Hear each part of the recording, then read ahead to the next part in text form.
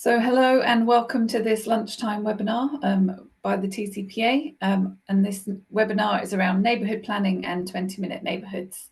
My name is Gemma Hyde and I am the Project and Policy Manager for Healthier Placemaking at the Town and Country Planning Association.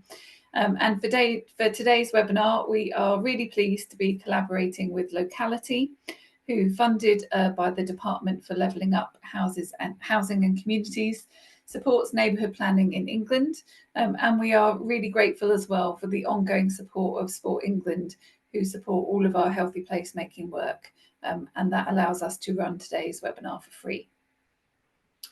Next slide, please. So the Town and Country Planning Association, we're a charity and a membership organisation with the vision of homes, places and communities in which everyone can thrive. And our mission is to challenge, inspire and support people to create healthy, sustainable and resilient places that are fair for everyone. And we do this through research, through seeking to influence policy and providing training and guidance. There is an awful lot of information about us and about all of our work and lots of free resources on our website, and I would encourage you to go and check that out. And also the things that we're talking about today, the 20-minute neighbourhood planning toolkit is also on our website too. So today's webinar is the continuation of a series that the TCPA have been running since 2020, focused around healthy placemaking and 20-minute neighbourhoods. For over 10 years, the TCPA have been concerned that the places that people live in should actually create and maintain health. And one way of thinking about healthy places is through the concept of 20-minute neighbourhoods. So in 2021, we published a free guide to 20-minute neighbourhoods, really aimed at council planners in England, although it is very accessible. And then this year, we took some of that information and worked with the University of Manchester to launch a neighbourhood planning and 20-minute neighbourhood toolkit. And as part of this webinar, once our guest from Locality has sort of explained a bit more about neighbourhood planning, I'll start to talk a bit more about 20-minute neighbourhoods, what we mean by that and why we think the concept is actually really useful. Both of these are available on our website too. Next slide, please. So the agenda for today is on the screen. We've planned a short time at the end for question and answers. So throughout the webinar, if you use the Q&A box at the bottom of your screen, you'll be able to leave some questions and we will try and get to those and try and pick up some of the key themes that emerge from the questions. Next slide, please. So to get us started, I would like to introduce Madeline Goen from Locality. Madeline is a town planner with extensive experience of community engagement. She is a neighbourhood planning officer at Locality, delivering the neighbourhood planning support programme on behalf of the Department for Levelling Up Housing and Communities. Madeline, over to you. Thanks, Gemma. Hi, everyone. So as mentioned by Gemma, I'm going to give you a quick intro into what neighbourhood planning is all about, what it can help you achieve in general for your neighbourhood, and what are sort of the key steps involved in the preparation of a neighbourhood plan. And I'll also give you a really quick overview of the neighbourhood planning support programme that we run here at Locality on behalf of DLUC and how it can help you in your journey. Next. So yeah, this is just the overview of what I'll be talking about today. Next. So to start with, what is youth neighbourhood planning? It's a right that gives communities direct power to develop a shared vision for the neighbourhood and to shape its development and its growth. And local communities can choose to use it by setting planning policies through a neighbourhood plan or by granting permission for specific development through a neighbourhood development order. Today, I'm going to focus on the preparation of a neighbourhood plan, but just as an FYI, the preparation of neighbourhood development orders follows a similar process, and it also unlocks similar support. And so once voted at referendum, neighbourhood plans and neighbourhood development orders become part of the development plan for the area they cover, so they sit alongside the local plan. Next. So I'm going to go through some key examples of what neighbourhood plans can do and how it has been done in NAID's adopted neighbourhood plans to give you a bit of a better idea of what it looks like in practice. So to start with, neighborhood plans, they can decide where new housing or other development should go via site allocations. So for example, you can see here in Stratbrook neighborhood plan, it specifies where new development should go, how many homes per site, and there's a specified mix of land use on each site that includes community use and green space as well. And just as another example, site allocations, they could also require that new footpaths or access points to existing or new green space are provided as part of new development. That could also be specified via master plan for site allocation, which is sort of more of a design type of policy, and that can also be in a neighborhood plan. Next.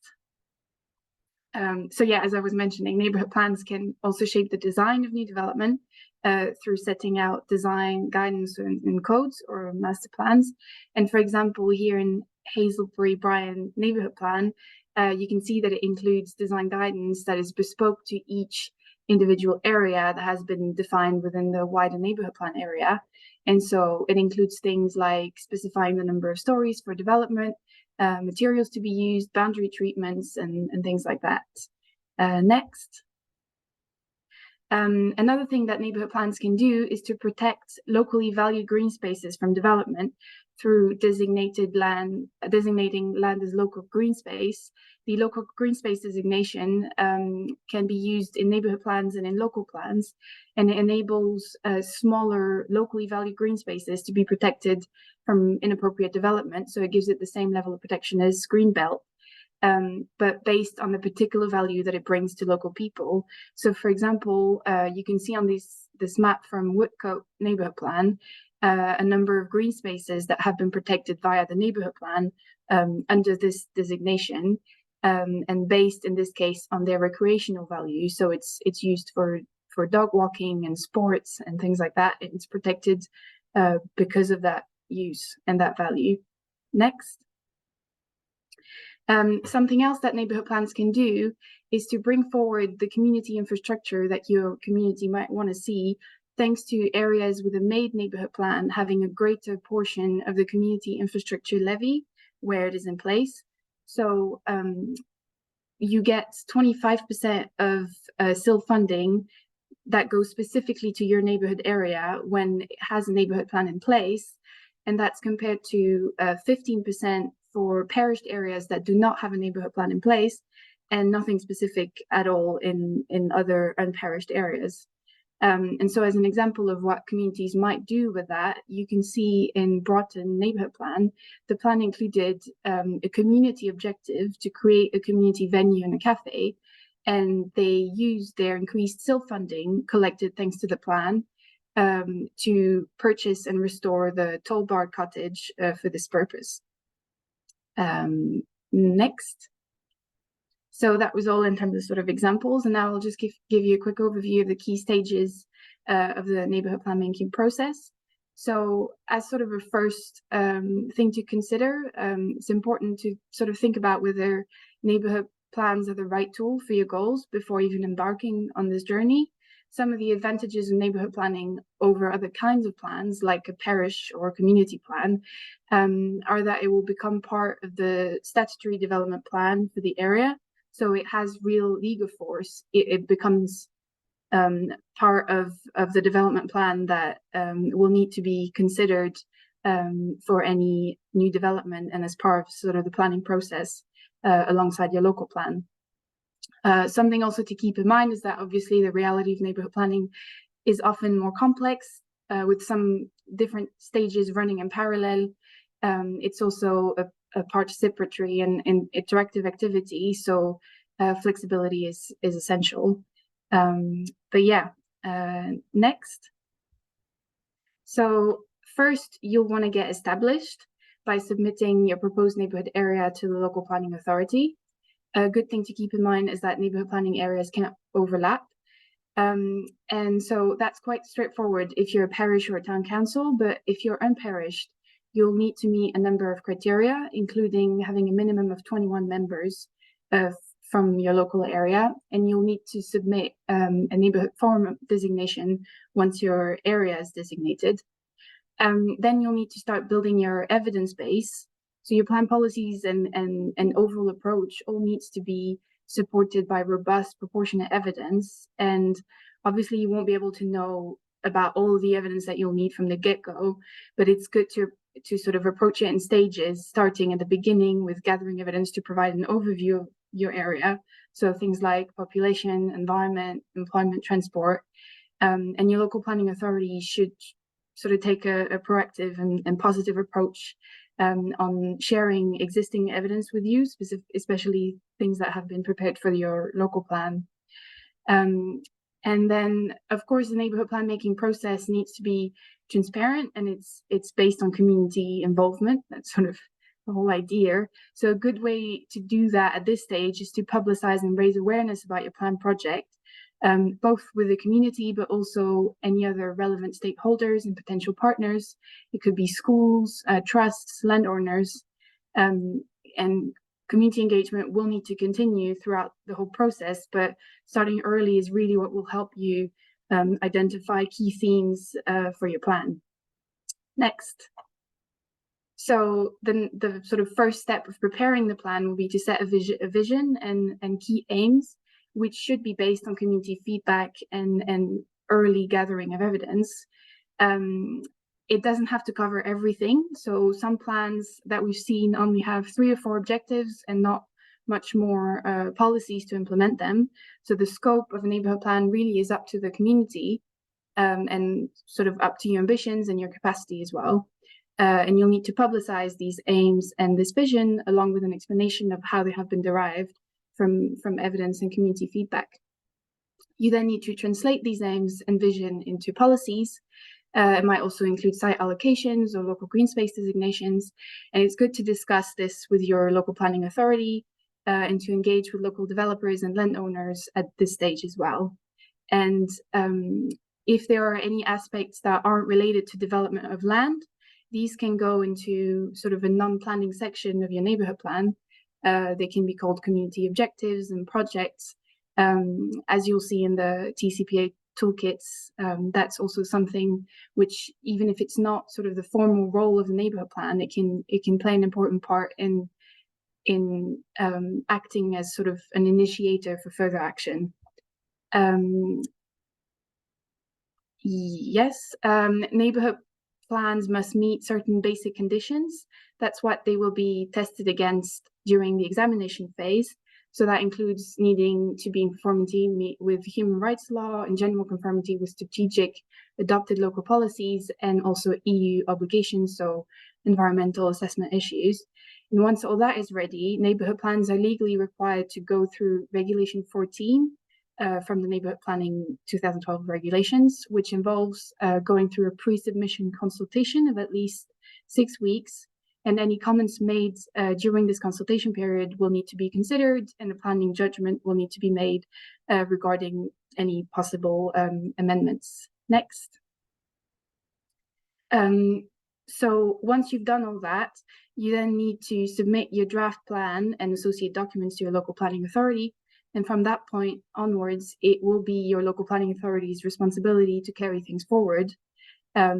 Your LPA will publicize the plan and notify any relevant stakeholders, and any comments will be passed on to the examiner. The LPA will appoint an independent examiner who will assess whether the proposed plan meets the basic conditions.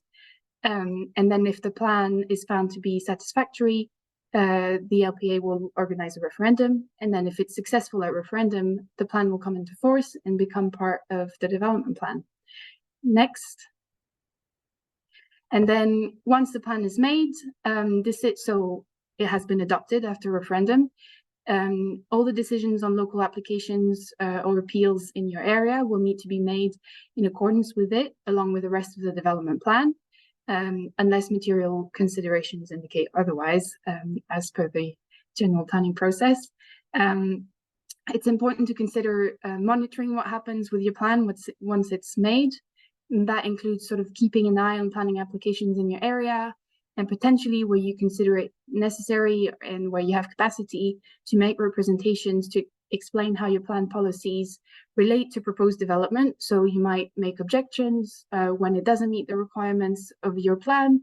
You might make suggestions for how it could meet the requirements, but you could also make supportive comments when it does meet the requirements, which will all be taken into consideration as part of the planning process. You may also consider monitoring how your policies are applied by the local planning authority by looking at their decisions on relevant applications. And then over time, planning legislation might change. We know quite a bit about that. Also national or local policy. You might also see that your local context or the aspirations that you may want to reflect in your plan are changing. And also you might notice some issues through monitoring of your plan that could be tackled by updating or modifying it. And then depending on the scale and the nature of the changes you're looking to make, the process will be a bit different.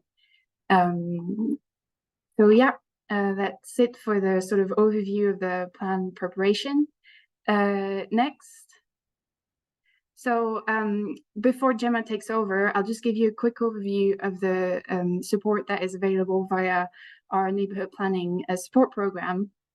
So as Gemma mentioned, it's a government programme and locality manages the support in the application process on behalf of the government. So one side of the programme is grant support.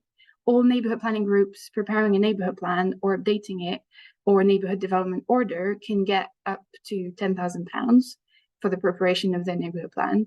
And then on top of this, if you meet at least one of the following criteria, you can get a further £8,000. So yeah, I won't go into these in detail, but I'm sure you'll get the slides and it's also all available on our website. Next. And then the other side of the program is specialist technical support. So for any sort of more complicated evidence gathering, evidence analysis for which you might need further support, we have this technical support available that's delivered by our delivery partners, including ACOM, at no costs to groups where at least one of the following criteria are met. Again, I won't go into these in detail, but it's all on our website. Next. And then here, just to give you an idea, here's a list of the type of support that we have on offer as part of this program. So it's quite broad and it covers quite a lot of things, and obviously it's depending on your needs and where you're at in the preparation of your plan. Next. Then we also have a lot of practical guides available on our website. So it includes things like we have a roadmap that kind of goes through everything that relates to the preparation of a neighbourhood plan. But then we also have a host of more specific guides on particular aspects of neighbourhood planning. If you haven't done so already and you're considering going into neighbourhood planning, I really recommend having a look. There's a lot in there. We also have an advice service or an online advice service system. So if you have a query on neighbourhood planning, which isn't dealt with in our FAQ on our website, you can get in touch with us this way, and we can help you with anything from sort of troubleshooting with the grant technical support application process, but also general technical planning advice on neighbourhood planning. Of course, for more in-depth and long-term advice, then funding a consultant would be more appropriate. But that's also something that we can sort of advise you on in terms of figuring out what kind of support you might need. Next. And then last, we also publish a quarterly newsletter on all things neighbourhood planning with relevant updates, case studies, and top tips. And if you're interested, you can register via our website. I think that's it for me. Next, just checking. Yeah, that was it. Thank you. Brilliant. Thanks, Madeleine. And we'll pick up a few things in the question and answer session in a little while. Excuse me. So thank you very much. So my sort of section of this is going to follow on from what Madeleine was talking about, but with a real focus on sort of healthy placemaking and the idea of 20-minute neighbourhoods in terms of shaping a neighbourhood plan. Next slide, please. So all the available evidence suggests that the environments that people live in shape their health and their behaviours and their life chances. So the places that we live are actually key to how we live and how healthy we are and how happy and our levels of well-being. So neighbourhood planning gives communities the right to shape their environments into the future and can support and create health or allow changes to the environment that undermine health and well-being. And when you're sort of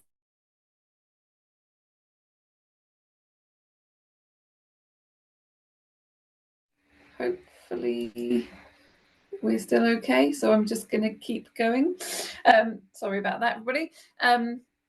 So when we're planning at that neighbourhood scale, you've got the opportunity to really think about how your place is developing and work with your community to make the choices that are right for you and that reflect your sort of local aspirations. Next slide, please. If we can, great. So as well as that, it is widely assumed that it is the NHS that creates good health, and that's sort of a widely held belief. But really, a healthy place is not one that's full of GP surgeries or hospitals. It's actually one that is full of things that help to keep people well, to make good choices about their lives, and to have really good connection with their communities. So it's the NHS is really good at mending people when they become ill, but it's the things that keep people healthy are actually the places that they live and the communities in which they live. And as we've said, planning has a place to play in all of that. And it can influence things like quality of homes, having a good home, having clean air, having access to employment, access to parks and green spaces, healthy food opportunities, and that connection with friends and neighbours. So a focus on health in neighbourhood plans is an opportunity to create places in which everyone can thrive. And to do this well, neighbourhood plans can consider sort of local health evidence and could also choose to look at a concept like 20-minute neighbourhoods just to help frame ideas and have these conversations and think about health in a holistic way. Next slide, please. So what do we mean by 20-minute neighbourhoods? So the work that the TCPA have been doing on this really reflects what many places around the world have been finding in terms of thinking about, well, what keeps us healthy in our communities. And it's really about having places that give people the choice to live locally more of the time. And if that's going to work, then that place needs to be full of the ingredients for a healthy life. And we've sort of put it in our original guide in terms of, what are the features of a place that will make it a 20-minute neighbourhood and allow people to live healthy lives. So places around the world have been doing this. Probably some of the most famous are sort of Paris and Barcelona, Melbourne in Australia, Portland in America. But increasingly in the UK as well, these ideas have taken root. So Scotland is forging ahead. And then places in England like Waltham Forest and Leeds have all been looking at 20-minute neighbourhood or 15-minute neighbourhood ideas. So you might be thinking, well, they're large urban areas or cities, but we do believe that the 20-minute neighbourhood concept has value for neighbourhood planning. So it is thinking about what people need for their everyday lives within a short, safe and pleasant walk or wheeling distance from their homes. So places are using different names for the same sort of concept, maybe 10-minute towns or livable communities or living well locally. The name, or if you're going to use a number of minutes, that doesn't really matter. It's about the essence of the idea. And another way of thinking about that, and which I'll unpack in a second, is thinking about complete, compact and connected communities. So 20-minute neighbourhoods provides a framework and a space for sort of thinking about what makes a place good. It can be a conversation starter that allows communities to explore and decide what a healthy community looks like to them. It is important to note here that the idea can actually bring up difficult conversations, and lots of conversations will focus on whether or not it's a traffic management scheme or whether it's a low traffic neighbourhood. and can bring up concerns around people being restricted in what they're allowed to do. And I'm sure many people on the call have either come across this already or are aware of it in other places. It is really important to be very clear about what the concept is and isn't. And one of the key things for us is that it is about increasing choice. It's making staying locally, living well locally, a genuine choice. And if you're going to sort of go down this route, Madeline already sort of mentioned, it's really important to be transparent about what you're talking about and to be confident to sort of have these discussions and get into the uncomfortableness of it if you do get these views raised in relation to your neighbourhood plan. Next slide, please. So this is the principle that the TCPA's work on 20-minute neighbourhoods is sort of centred around, and it's found in the neighbourhood planning toolkit that we've created. So complete, compact and connected communities where people can choose to live locally more of the time because they are within easy access by walking, wheeling and cycling to the services and facilities they need for everyday life. So by complete places, we mean ones that include the types of everyday services and facilities that people need for everyday living. It's not going to mean in every sort of 20-minute neighbourhood that you're going to have a hospital or you're going to have a theatre. It's got to be sort of the local basics that people need. So schools, parks, shops that sell affordable, healthy food, maybe a flexible use community centre where other services may locate part of the week. So it's thinking about what the community needs for its sort of basic everyday functioning. And then these places also need to be compact and connected. So homes and facilities have to be not so spread out that it's too far for people to realistically travel by walking, wheeling and cycling. And the routes between things in the neighbourhood or the community have to make sense. It has to be easy and pleasant and safe to use. Otherwise, people just won't do it.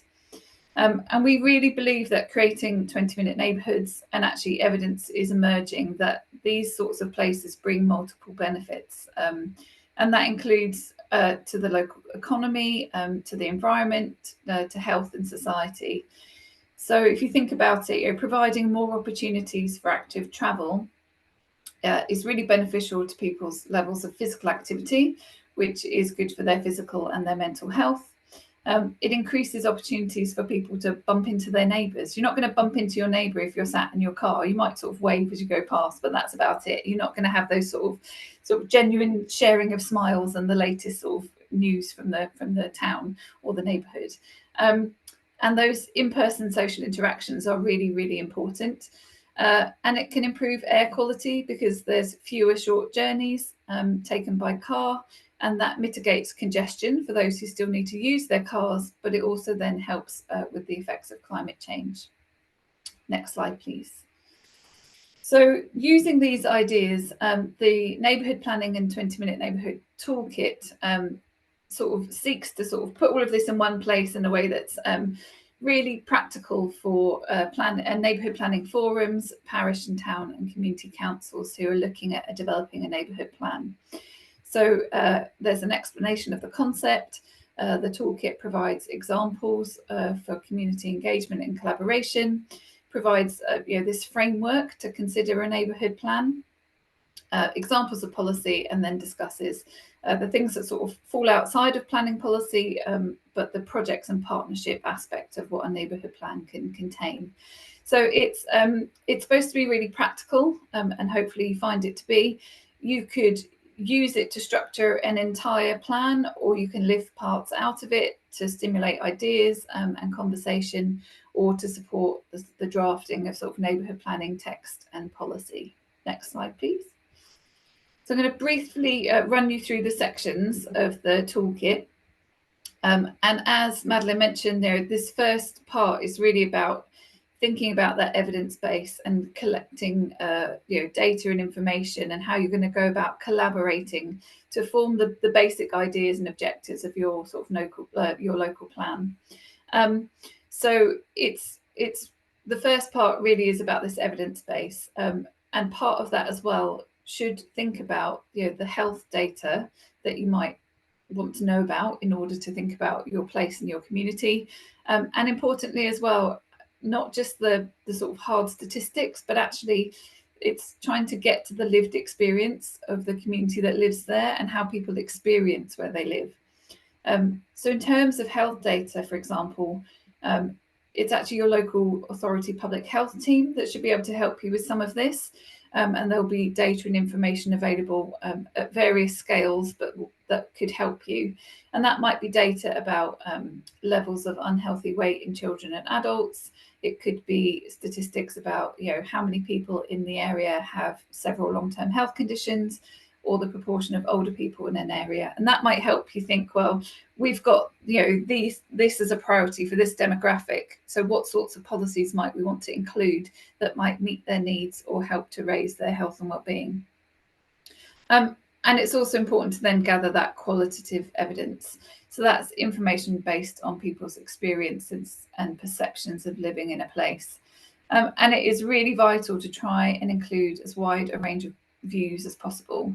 So have a think about how are you going to access the views of, say, children and young people? What about older people? People with poor mental health, people with mobility problems, people who might not speak English as a first language. That might be a big issue for some of you. So sometimes your local voluntary groups can really help facilitate some of these conversations and sort of help you find out the views. And there might also be people in the community that can speak for others, so maybe people with dementia or refugees, for example. So ways to think about gathering that qualitative evidence include thinking about questionnaires or focus groups. There are some places that have done sort of walking and listening tours. So you take out groups of people and you just have a bit of a chat about how they experience their place and what they like and they dislike. The same can be done using photographs or using maps to help people identify maybe areas that they like to go or places where people feel unsafe. So the toolkit actually offers up quite a few different tools for thinking about collaboration, and that some of those are listed here, and particularly highlighting the place standard tool, which has been developed by the Scottish Government to really help facilitate conversations around all sorts of different things. So it's a built environment, maybe hard infrastructure, but also around how people experience place. Next slide, please. And then the toolkit looks at different policy theme areas. So these are based on the features of the 20-minute neighbourhood that the TCPA developed in 2021. But they also go slightly beyond that. And it's not like you must only include these and you must include all of them. It's very much, these are the issues that we felt are likely to be important to lots and lots of different areas.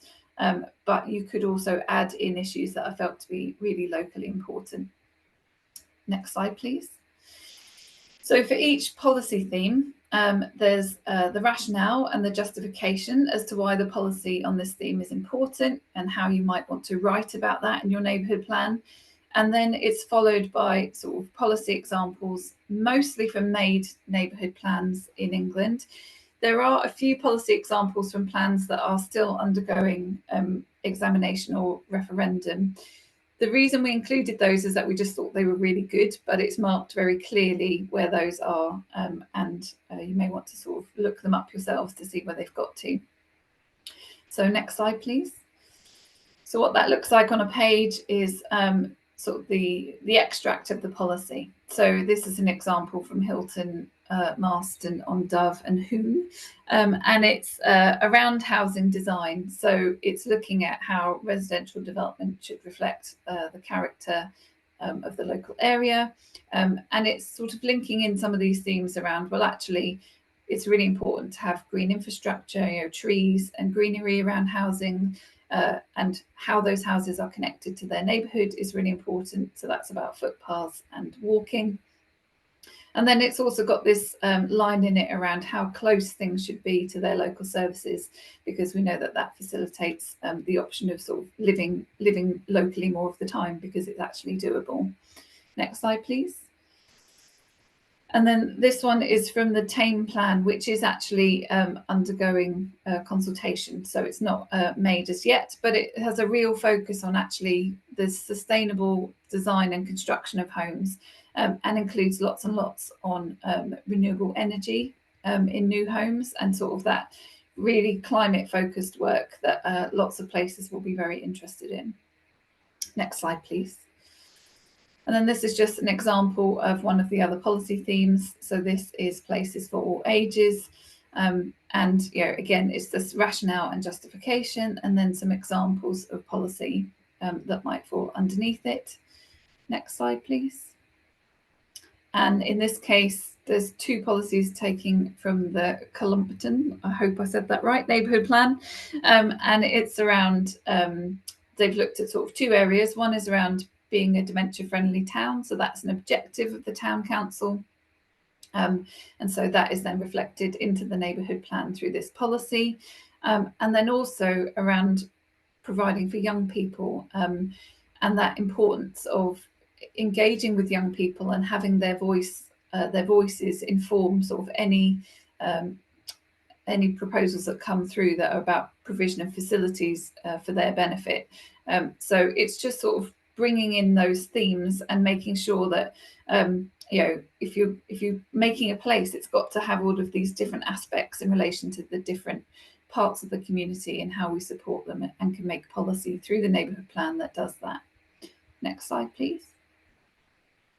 So the last part of the toolkit is sort of focusing on this wider point. So neighbourhood plans can actually go beyond policies about land use and development.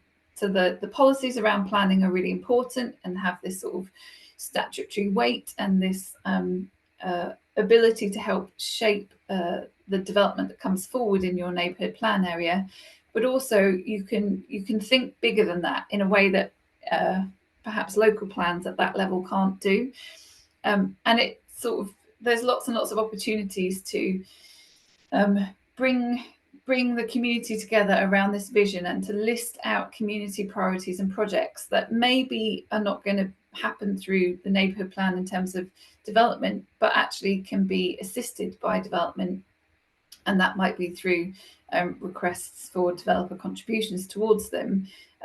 But also, if you think about it, the neighbourhood plan has gone through this whole process of being sort of envisioned and consulted upon, and it's quite a powerful document for a community, and it can also then be used to look at other opportunities to get funding outside of the planning system, because you've got this sort of community buy-in around certain things, and you might be able to then use that to sort of leverage the opportunities for funding from other places.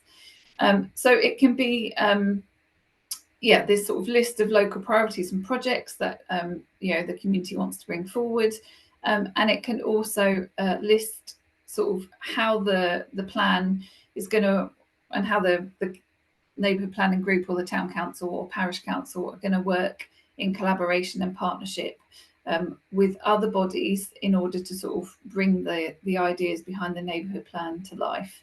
And importantly, some of those are going to be around things that the neighbourhood plan can't necessarily through policy influence. So that might be around transport, for example, and public transport networks. It's going to be around engaging with health providers and the NHS. And it will be also around engaging with local businesses, for example. Next slide, please. Oh, okay, so I think we've got a chance now to sort of do a few question and answers. So let me get Madeline back and have a quick look in the box. Madeline, I know there was quite a lot of questions around the support programme, probably understandably. I think there may have been some interruptions to the support programme previously, and there was a bit of just concern about whether or not that's something that might happen again. So I didn't know if there was anything else you wanted to sort of say about the support programme or what you knew about it sort of into 24-25. Yeah, sure. So we for now, what we know is that the Department for Levelling Up Housing and Communities has confirmed the continuing importance which the government attaches to supporting neighbourhood planning, And so, like everyone else, we're also awaiting information on what the arrangements could look like from April 24. We continue to stress DLUC that continuity of support is essential to groups striving to progress the neighbourhood plans. And of course, as soon as we have more information to share, we will put it on the neighbourhoodplanning.org website. So really do keep checking. That's all the information that we have at this stage for post end of the financial year. I'll just pick it up. I think I've just finally figured out how to see the Q&A. There's also a question around sort of end of January next year, and around this time of year, so right now is usually when we put out our Christmas closure notice, which will contain detail of the closure dates for applications for the financial year. So really the best you can do is just to keep checking our website for the latest updates, and as soon as anything is ready, we'll post it there. And is that information usually included in the newsletter as well? Yes, so we'll definitely share something. The next newsletter won't be until next February, I believe, as it's quarterly. But yeah. Yeah, but really encourage people to sign up yes, for the always. newsletter, so to stay on top of what's going on. Yeah. So okay, so there's a question around how much the local authority should be taking the initiative on neighbourhood planning and structured participatory planning processes. You know, where local authorities sort of have resourcing, then obviously that's a great bonus. I think it's very much going to depend on where you're located in the country and as to how well that works and supports you. I think and I completely appreciate that, you know, it's quite a difficult thing for a lot of places to create a neighbourhood plan. And I think it is about trying to make best use of those sort of free tools and resources that are out there to help you sort of begin to do that, and to, you know, involve the community in terms of having those conversations and that sort of collaboration around what you're aiming to do. But I didn't know if you had any thoughts on the role of sort of local authorities in terms of that neighbourhood planning process. Yeah, thanks, Gemma. I definitely agree with what you've said. And looking at the question, I think, you know, obviously, ideally you'd want every local authority to have the means and the capacity to deliver really well the best quality planning that really has really good community engagement and gathers as much local knowledge as possible. I think it definitely shouldn't be that neighborhood planning isn't there and shouldn't be there to replace the role of local planning authorities. It's a right. It's, you know, not every local authority, not every neighborhood planning group will be able to and can do it. I think it's more of it should be seen as sort of an add-on where there is capacity and will to do it. And I think sort of this type of bottom-up approach, when it takes place on top of what can be delivered at a local authority level, has a lot of potential to sort of trigger further sort of promote further activity, further projects that might not take place when something is set up by the local authority. So a lot of often what happens is that as part of the neighborhood planning process, further community objectives will sort of come up. Sometimes partnerships will get developed, and that's also an important aspect of neighborhood planning, which very much comes up from this sort of bottom-up approach. But of course, very much appreciate it's an add-on, and it's not something that every community will get to do. It's quite a specific question, but can or should an established village design statement become part of a neighbourhood plan?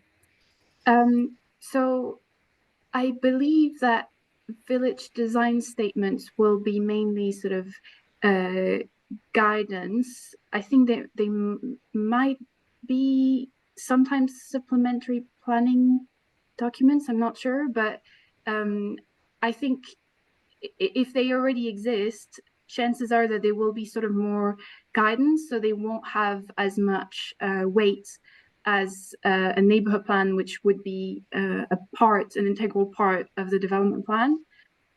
So they don't have to be part of a neighborhood plan, but if a neighborhood plan is being prepared, it'd probably be sort of a good idea to look into updating and maybe integrating some of the information in any existing village design statement, as a made neighborhood plan has real weight. It's part of the statutory development plan. If that makes sense. Yeah, I know. I mean, it makes sense to me that actually as well, it's a good jumping off point, isn't it? If it's something you've already got, then you can sort of look to review it, or to then sort of broaden a conversation around what that would mean if you translated it into a neighbourhood plan. So that makes sense. A bit of a question around this sort of general conformity part. So that the neighbourhood plan should be in general conformity to your the area's local plan, the local authority's local plan. I was just wondering if you had any thoughts about, where maybe an area has a local plan that is quite old, or is not maybe not progressive on some of the topics that the neighbourhood planning group would like to be progressive on, and how, what are the opportunities or the constraints around how a neighbourhood planning group might look at that. Yeah. So there is a reason why it says in general conformity and not sort of in strict conformity. I think the idea is to give a bit of leeway for sort of local context and specific situations. Obviously, because the neighborhood plans are real, they're really statutory documents. Whatever happens needs to be supported by really strong and robust evidence. And of course, anything that would try and sort of be maybe more ambitious or have a slightly different approach to a local plan would need to be supported by even stronger and even more robust evidence, and it would have to be looked at examination, and it would depend on local context. But there are, for example, a few examples, I don't know them off the top of my head, but of neighborhood plans which have, I believe, included sort of slightly more ambitious affordable housing proportions, based on sort of very strong local evidence, things like that. So it's not something that can be answered sort of genuinely, because it will always depend on local context. But I would say always worth having a discussion with your local planning authority about this sort of thing, especially because if you're looking at a situation where, for example, your local plan is currently out of date, it will mean that it will need to be updated at some point. So having these conversations early with your local planning authority can make sure that anything that you work on as part of your neighborhood plan is sort of in agreement with what they will be looking to do, because you want to avoid conflicts in general or later on. Yeah. Yes. And I think one of the things the TCPA's head of policy likes to say is that if your local plan doesn't say anything on a subject, that doesn't mean you can't say anything. It's almost an opportunity to say something. Exactly. But it is about having that sort of evidence base to support why you're suggesting that policy and that and why it's a local priority. So that makes sense. So there are a few sort of really specific questions around certain things, which I'm not going to sort of dive into, I don't think, because where we get into real specifics, that's probably not the place for this. But I'm sure that getting in contact with Madeleine and the locality, or the TCPA afterwards is an option. Is always there. Yeah. So we won't get into some of those. There is a question around neighbourhood plans, including policies in relation to minimising fast food and sort of those sort of uses that might be or might have more associated harms, for like vape shops and things in town centres. I will admit that I know more about that in terms of local plans than I do in terms of neighbourhood plans. But are you aware of any neighbourhood plans that get into that sort of area in terms of, you know, mitigating the impacts or the poor health impacts of those on a community? This almost feels like a quiz.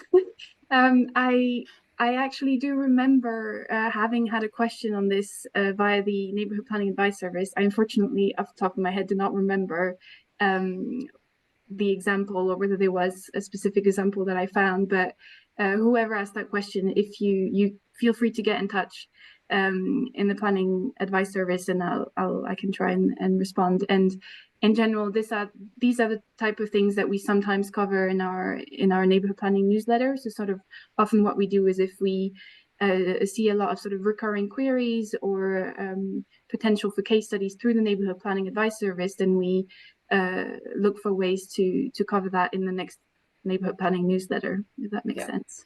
Yeah, and I would really suggest checking the local plan to see what the local plan says, and if there is something you might build a policy from within the local plan. And also it's going to be very important looking at that health data.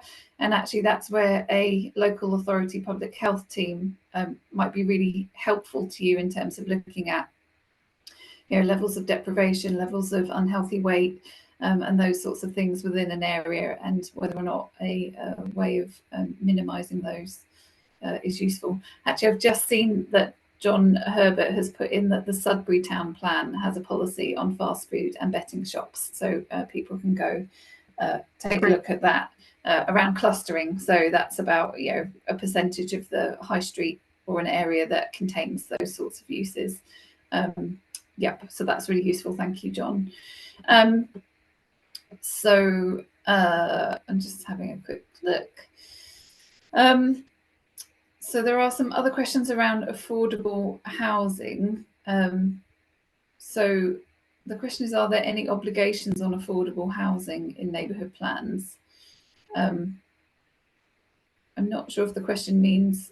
I mean, you would be expected to sort of be in general conformity with the policies in your local plan. So anything that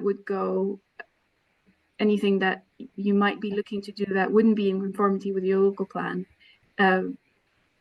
would definitely need to be supported by very, very strong evidence base, and it is definitely not a given that would be the possibility, if that makes sense. It depends on the situation. Yeah, and there are definitely plenty of neighbourhood plan examples that talk about levels of affordable housing, and there are some in the toolkit as well, so it's worth sort of checking that out. Then there's a question around involving ward councillors in the process of preparing a neighbourhood plan. So, you know, is it advisable to get ward councillors involved, and if so, you know, what are the sort of areas that they might contribute to? It's definitely not possible. I think what you're trying to do with a neighbourhood plan is to try and engage a wide diversity of people, and to reflect the needs of your community. So you'd want to engage a wide variety of people, and you'd want to try and get the views of a wide diversity of people to make sure that you cover all of their needs. So if getting some councillors involved can help with that, that can be a way to do it. I think, yeah, that should be sort of trying to widen the type of people you engage should probably be your key aim. Then there is a question around permitted development rights, and whether or not permitted development rights sort of undermine policy within the neighbourhood plan, and how that can be sort of monitored. So I guess the answer to that is probably yes. Permitted development rights can undermine policies in neighbourhood and local plans, and I think there's certainly, if you've got a neighbourhood plan and you've got proposals and permissions being granted under permitted development rights in your area, that actually monitoring those for your own knowledge, and in the hopes that maybe in the future we can sort of use that knowledge to inform the national policy making that's going on there, is a good thing. If that's something you're particularly interested in terms of permitted development rights, it is something that the TCPA is doing quite a lot of work around, especially around the quality of homes that are provided under permitted development rights, and our Healthy Homes campaign, and lots and lots of information about that is on our website. But yes, it is definitely a challenge, and it's not necessarily one that we sort of have an answer to, unfortunately. I don't know if there's anything you want to say on that, Madeline. Don't have much to add. Yeah.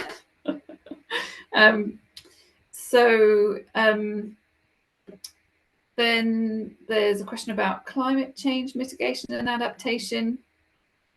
So is it worthwhile including a reference to climate change mitigation and adaptation in the vision and objectives rather than in a policy? And does it being, is it, if you include it in the vision, is it more powerful than if it appears in a policy? I mean, the way that a plan is structured is you have sort of your vision with key aims that should derive from early engagement work that you've done, and sort of analysis of your evidence base, and then policies are then sort of policies themselves derive from your vision and your objectives, sort of based on that vision and what you're trying to achieve and your key objectives. Policies are sort of the, you know, how is that going to be implemented in terms of development of land. So only having it in the vision and not having any policies that sort of help you implement that would be sort of a bit of a missed opportunity.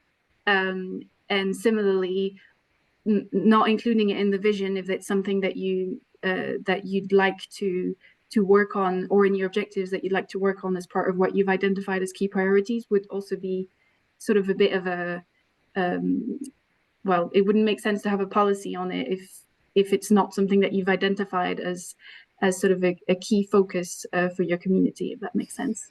Yeah, and yes, and that is, so the toolkit and, you know, the way we talk about these things, it sort of artificially differentiates between these very distinct things, but yeah, the plan is a whole, isn't it? And so it completely makes sense for any vision and objectives to then sort of be broken down and be backed up by the policies that sort of sit underneath. So yes, you know, you might have a commitment to climate change mitigation and adaptation in your vision, and then that might actually appear in almost every policy that sits underneath it, because it could appear in sort of how you want houses to be designed. It could appear in your active travel policy. It could appear in all sorts of different places. So yeah, in sort of keeping that a sort of really wide sort of view of how you're thinking about these things is really important.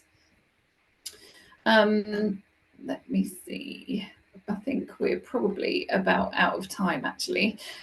It was quite a quick hour, but thank you so much, Madeline. That's really, really helpful. Really pleased that Locality could come and help. You are certainly the neighbourhood planning experts more than myself. So really pleased to have you. So thank you very much. Well, thank you so much. Also, we do really appreciate the support of Sport England.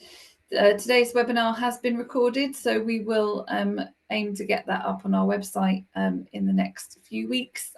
With the Christmas break, it might be January, but if you keep an eye on our LinkedIn or our Twitter account, then we'll let people know when it's there.